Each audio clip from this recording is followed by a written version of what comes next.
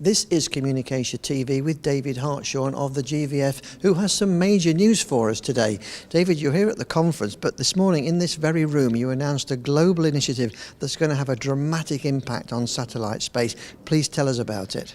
That's correct. This has been 3 years in the making, and a number of the world's largest satellite operators have been working across that span of time to create what is a first in the global satellite industry's history, and that is the establishment of a minimum antenna performance specification. They call it the SOMAP, a new acronym for us all, and it has been literally unveiled this morning. It's now live for the first time on our website for full view by the industry. And Earth station manufacturers, particularly those who are producing antenna equipment used to transmit satellite communications anywhere in the world, are going to be expected to engage in the process of coordination to demonstrate compliance with this industry-agreed guideline. And just tell us why it's so significant. Oh, well, the significance has its roots in the unprecedented levels of demand that we see right now for two types of satellite communications equipment, fixed and mobile. On the fixed side, we have the highest growth rates in the world for demand for new types of satellite communication systems are for consumer broadband. So it's high volume production. You have to get the design right. You have to get the production right to make sure that interference is not created that would degrade service quality.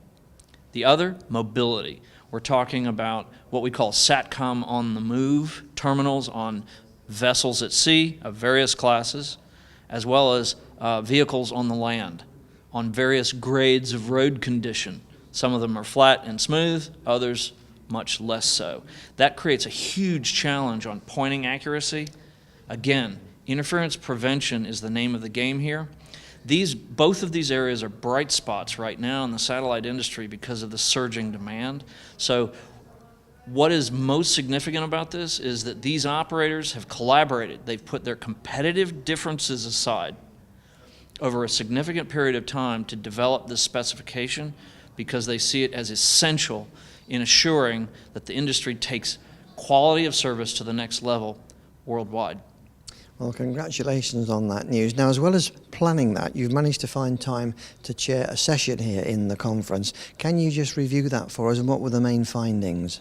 Right. Well, we were very honored to work. This is actually at least the 20th year that we have been supporting some element of CommunicAsia. And yesterday I was honored to chair a session of subject matter experts on a very keenly interesting area, and that is IoT, the Internet of Things, and how it relates to satellite communications. Here again, this brings us back to SATCOM on the move, among other things.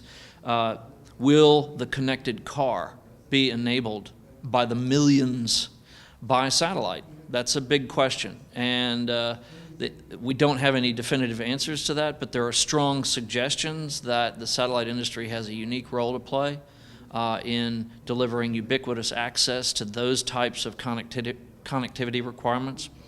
Likewise, machine-to-machine, shipboard systems, the flow of broadband and narrowband data into the big data pool is a very sweet spot for the satellite industry. They're already doing it.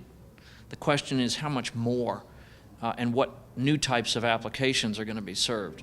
So we're watching all that.